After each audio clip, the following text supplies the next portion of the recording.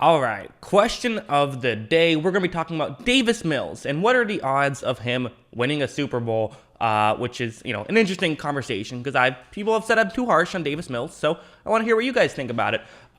Your question for tomorrow, though, if you want to get your questions in for the next video, won't actually be tomorrow, but your question for the next time I do this, it's going to just be, what is your thought on advanced stats in football? How do you like them, whether it's a PFF grade or kind of like the pass rush win rate type stuff? My belief is that you can use it correctly, although a lot of people don't understand it. What do you think about them? Do you not understand it? Do you understand it and still hate it? Or do you like it? Or whatever. Let me know in the comments below. Give me your thought. 1 to 2 sentences tends to be ideal. And without further ado, let's talk about Davis Mills. I see him at 10% of winning a Super Bowl. There's always a 1 in 32 chance, which translates to 3.125% for each year. You did the math. I give you credit for that. He may not be amazing, but he has the potential. I see it as a possibility because we have seen men like Folk and Eli Manning who are not elite and have gone 28, 27 or 118 and 118. That's their win-loss record, I believe.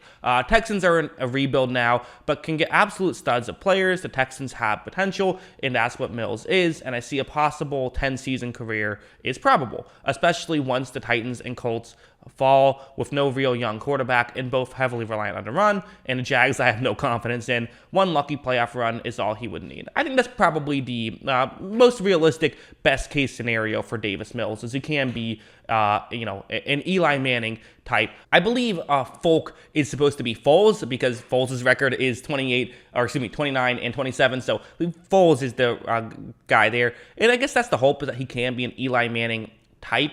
So I can understand why someone might have it at that. 10% is actually, I think, relatively on the high side. But that tends to be what we're going to see a lot of here, is kind of 10 or lower for the most part. For example, this comment, Mills is a starter, 0.1%. Good enough to win in the perfect scenario, but that isn't going to happen in Houston. Mills is the backup, 10%. The guy will likely spend his career as a top-end backup like Daniel or McCoy, and it wouldn't shock me if he gets a ring backing up a guy like Mahomes or Allen. Yeah, when I posed this question, I didn't really think about backups. A lot of you guys did think about it, so I can see that. I think he definitely has good backup potential. I don't think Houston can't be successful. They were successful just a few years ago. A lot of people also are of the belief, though, that Houston is not the scenario that he will be able to thrive in. The Neck has an 8% chance to win a Super Bowl. What I saw last year is a guy who, if progresses, has the upside of a Derek Carr. Build a roster around him. The other teams in the division don't get it together, so they consistently make the playoffs year to year down the road, get those picks back, and Super Bowl champ he is. It's interesting, 8, a lot of them were solid numbers, like 5 or 10. I like the 8% chance. Again, I guess I can see that. I don't know if I see the upside of Derek Carr. I mean, I suppose that's possible, but I think that's something that we're also going to see as a bit of a trend, is people talking about who his upside is, and they bring up guys like Derek Carr and someone else who will mention.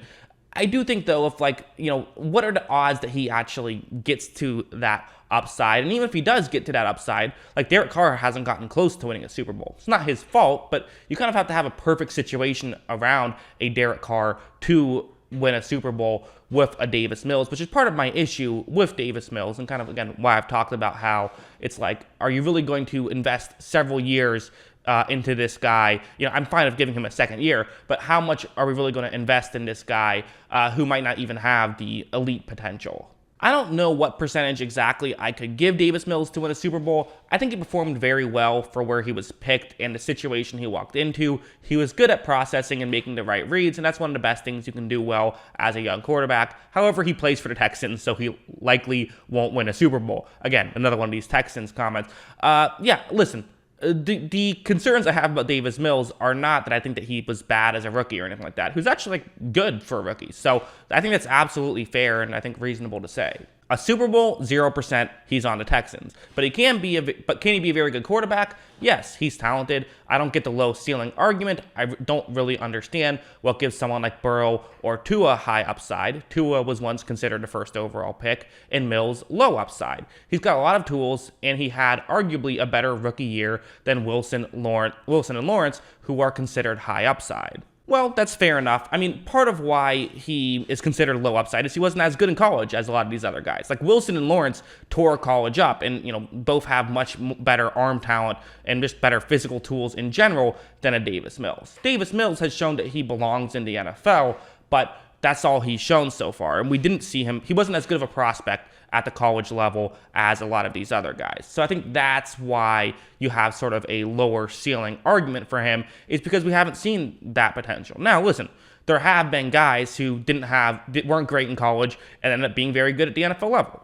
Tony Romo was undrafted, right? So it happens. It's not to say that he can't be good, and it's not like he was trash at college or anything like that. But that's kind of why he isn't considered as big of a prospect. Even like someone like Tua did tear it up at the college level and did things that we felt like could, translate to an elite level player. And even Tua, we're kind of seeing now, maybe doesn't have that high upside that we thought he might have had in college. So, Joe Burrow had one of the best college seasons of all time. So college does not necessarily make you a great NFL player, but all we've seen from Mills now is that he belongs in the NFL. So that's why I would kind of use I think the low ceiling argument is fair. Yes, maybe he is one of those Tony Romo types that comes out of nowhere and performs well, but the vast majority of guys who are late round picks that aren't considered much of a prospect and have a decent rookie season end up being like Kyle Allen, who ends up someone who belongs in the NFL, but not much better than that. I'll give him 1%.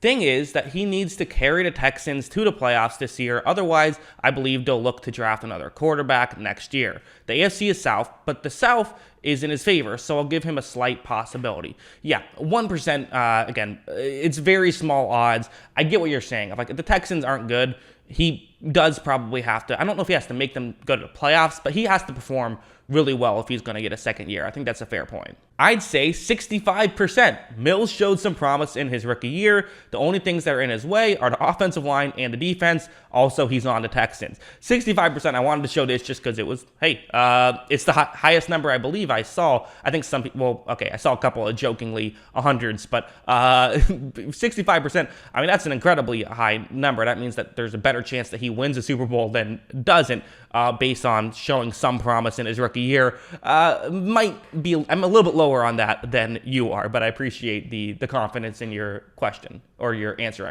Davis Mills, 5% chance to win a Super Bowl. He's not in the same league as the entire AFC West and most of the AFC North and East. The Texans couldn't even go far in the playoffs with Watson, so the only chance Mills has of winning a Super Bowl is backing up Josh Allen or Mahomes. So again, another kind of, this is an interesting way, I didn't really intend this question, but it's fascinating, is the Texans just probably aren't going to win a Super Bowl with Davis Mills, more so than, he can't be a quarterback who could win a Super Bowl, which is how I intended it, but that's also an interesting point to bring up. So I think that was, that's probably true.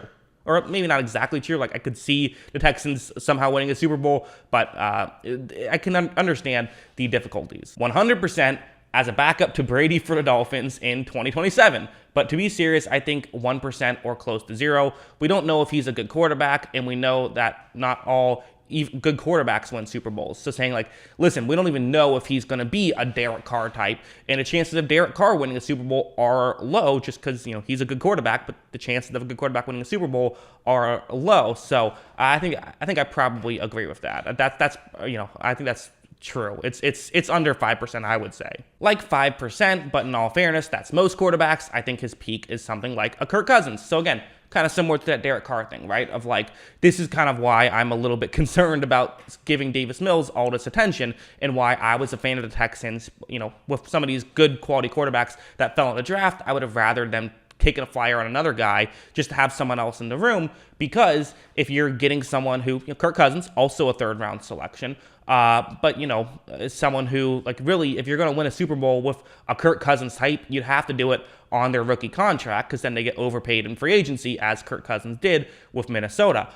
So that's the concern, I think. So again, that is most quarterbacks, but that's part of team building, right? And that's kind of my point, is you kind of need either that elite guy, or you need someone who's going to be good, and good right away, so you can be competitive. That's probably the way I see Davis Mills potentially winning a Super Bowl, if he were to, would be on a rookie deal.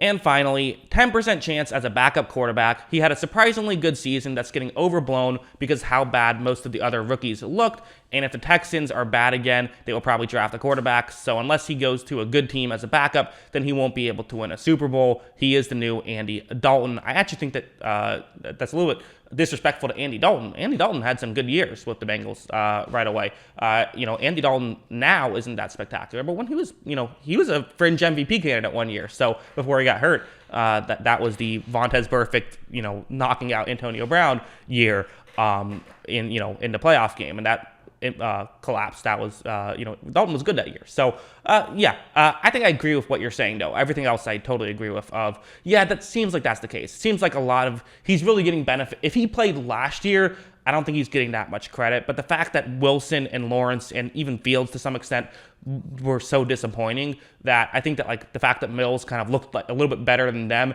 in certain areas, and I'm not even sure if I'd say he was clearly better than them, but because he was like them and played as well as them, we're kind of saying, hey, the results have been similar, but they're different levels of prospects. So I think that that's probably fair. So yeah, my official answer, again, more Davis Mills slander. I know, Mills Mafia, not thrilled with me. Kind of reminds me a little bit of the Sam Darnold stuff last year, of people talking themselves into that. I'm not saying Davis Mills can't be successful. I'm not saying the Texans should just get rid of Davis Mills.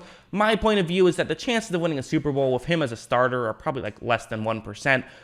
It's possible, and listen, if it's a 1% chance, give him some playing time, because that's still better than 0% chance, which would be the case if you had, if you signed Andy Dalton. He's not going to win you a Super Bowl, so take a shot on Mills and see how that works. I don't hate that at all. I would have just rather them have maybe a better plan B than they have. Currently, I looked up their depth chart. I didn't realize Kyle Allen is actually number 2 there, another guy who I think that, I just compared Mills to in this video. That's kind of funny. So maybe he's their plan B. I would have rather them have another option there. I just like having options. If you're a team that's not going to be successful right away, go into the season with a good amount of, different options and see what you can do. So, but yeah, that's kind of what I think. And, I don't think the offense around him is that bad, actually. I think the offense is actually, okay, their offensive line was, probably bottom 10, but it wasn't bottom 5, I don't think. I think it's, if we're doing 5 tiers, it's tier 4, I would probably say. And the receiving core has some solid talent on it. Obviously Brandon Cooks is the, he's the key guy, and they just drafted John Mechie, who I really like, so we'll see what they can do. But yeah, okay, no more Davis Mills slander for now. We will talk about advanced stats, advanced analytics. What are your thoughts on advanced stats in football? Let me know in the comments below. Always love hearing from you. And of course, as always, thanks for watching.